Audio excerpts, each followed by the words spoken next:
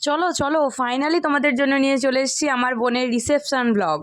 আমরা তো এসেছি আমাদের বাড়ি থেকে, তাই এসে দেখি কেউই এখনো কোণে যাত্রী একটা মানুষও কেউ আসেনি, আমরাই প্রথম।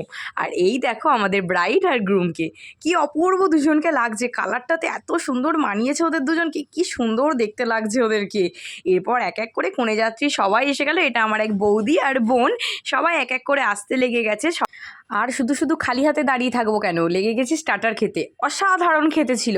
এরপর বহু আনন্দ করেছি, সব কিছুটা ভিডিও ফুটেজ নেওয়া হয়নি, আনন্দ উল্লাসে এতটাই মেতেছিলাম। অনেক রাত হয়ে গেছে, আমাদেরকে তো আবার ফিরতে হবে, ওরাও ফিরবে, তাই রাতের ডিনারটা সারতে বসে পড়লাম। অসাধারণ খাবার দাবার ছিল আর দারুণ খেতে হয়েছিল। আর এদিকে আমার সোনা পাপার কাণ্ড দেখো, আইসক্রিম মেখে ও একদম ভূত হয়ে গেছে।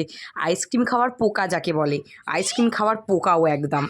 সময় হয়ে গেছে আমাদের বাড়ি যাওয়ার, ও না দিদুকে ছাড়তে পারছে না, দিদু না ওকে ছাড়তে পারছে না। ওদের টাটা করা হামি খাওয়া যেন শেষ আর হয় না।